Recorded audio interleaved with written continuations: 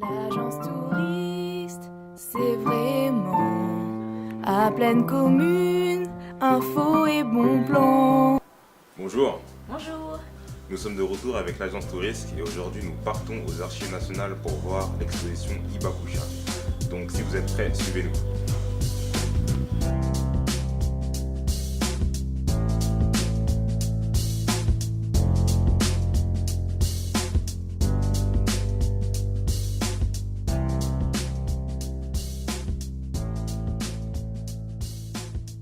Donc ça y est, nous sommes juste devant les archives nationales.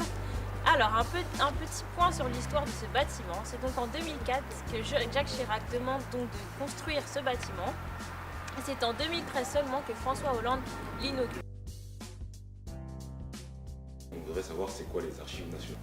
Bon, les archives nationales ont été créées en fait au moment de la Révolution française en 1790 et au départ il s'agissait en fait de conserver les documents qui provenaient en fait de l'Assemblée nationale constituante.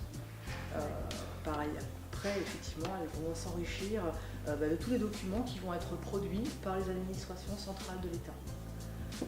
Donc ces vastes fonds vont être communicables en fait très tôt au public, dès 1794. Elles sont accessibles aux citoyens. C'est ce qui explique que dans tous les centres d'archives, vous devez systématiquement avoir en fait des lieux également de lecture où sont accueillis les...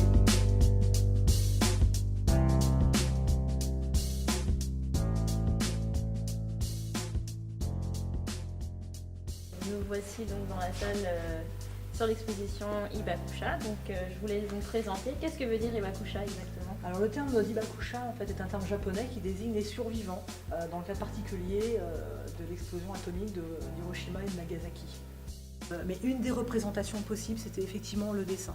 Alors soit le récit dessiné, d'où effectivement des bandes dessinées comme des mangas comme Gen d'Hiroshima qui vont voir le jour dans les années 70, et aussi en fait le récit de quelque chose qui a été vécu, ou encore le dessin animé qui lui en fait va mettre en forme ce qui se traduit en fait par l'ensemble de ces dessins.